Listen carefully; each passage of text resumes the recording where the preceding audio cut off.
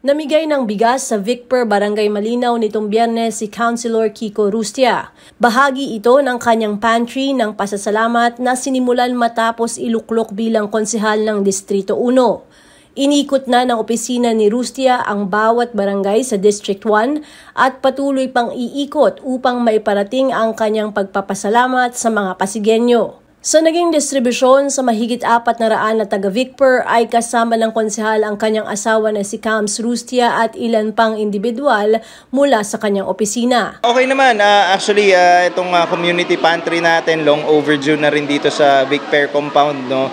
Nakita naman natin medyo magandang reception ng tao. Again, pagpapatuloy ito nung ating naumpisahan na dati pa na pantry at pasasalamat ng aming munting opisina bilang paraan namin para makapag-thank you sa lahat na nagtiwala at sumuporta sa ating pangarap na makapaglingkod dito sa lungsod. So we're very thankful to all the support na binigay ng mga Pasigueño sa atin.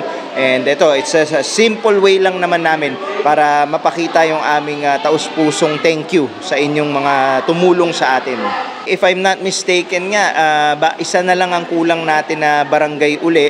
And then panibagong ikot na naman. Para sa kaalaman ng lahat, ang ginagawa natin dito, siyempre, munting opisina lang naman namin, iilan lang naman kami. Tsaka again, personal funds naman po natin ang ginagamit natin dito. So ang nagagawa lang po namin every week, isang purok sa isang barangay ang naiikutan. Kaya sana po wag magtampo yung mga iba na hindi pa napupuntahan. We're doing our best naman na mas mapadalas pa yung ganitong pantry natin. Pero yun nga, isang barangay, isang purok, kada linggo ang ikot namin. And then lipat naman sa susunod. So kung matapos na natin yung lahat ng barangays dito sa District 1, iikot na naman, uulit na naman po tayo. I know may mga nagre-request din po sa District 2. Sa ngayon po medyo tight pa ang budget ni Kuya Kiko nyo. Kaya hopefully sana mahikayat din natin yung ibang mga mabubuting loob dyan na gusto din tumulong dito sa community pantry natin para makapagbigay din tayo ng konting pasasalamat sa District 2 naman natin.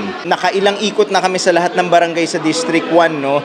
And syempre pangarap ko pati sana District 2 mabigyan natin ng konting community pantry kahit papano, no? Pero dito sa District 1 nakailang ulit na tayo.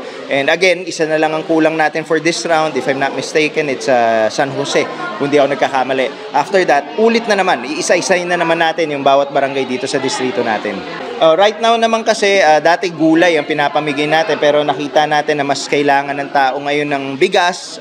Of course, and para sa amin din po, mas economical na bigas ang kunin namin, mas madali din i-manage, so bigas po ang pinapamigay natin.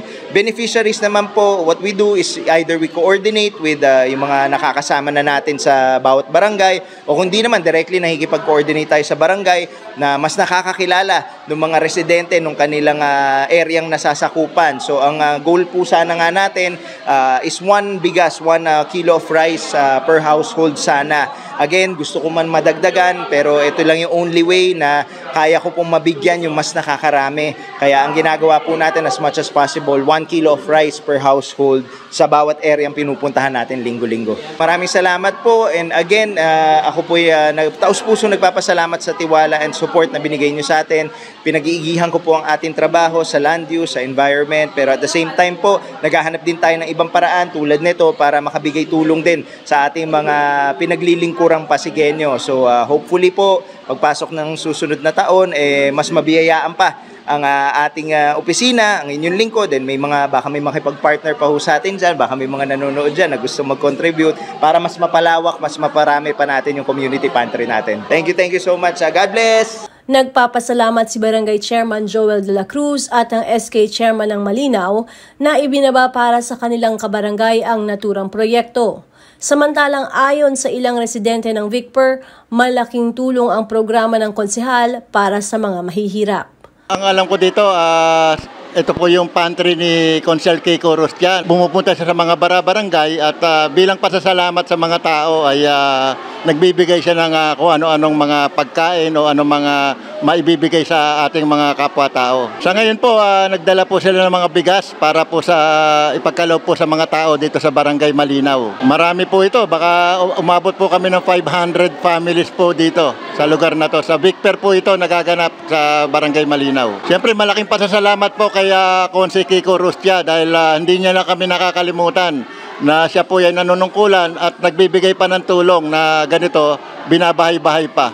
Ako po ay lubos na nagpapasalamat sa ating Konsehal Kiko Rustia sa kanyang programa na pantry para sa mga mahihirap at sana po ipagpatuloy at yung kanyang mabuting puso't kalooban aming lubos na pinasasalamatan. Sa aking mga kabarangay, siyempre sila ay nagpapaabot din ng pasasalamat, natutuwa sila sa ibibigay ni Konsehal Kiko Rustia sa kanila. Isa po itong malaking tulong para sa komunidad, lalo na sa VICPER na napakarami pong tao.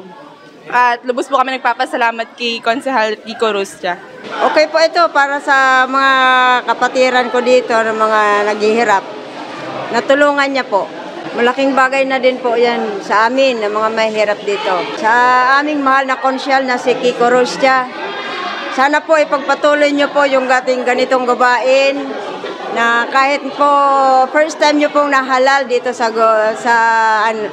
lungsod ng Pasig. Sana po pagpatuloy niyo po palagi na may ganito kayong ginagawa kasi para po makatulong po sa mga naghihirap po sa amin na naghihikahos. Ako si Luan Peñano para sa latest ng iNews Pasig.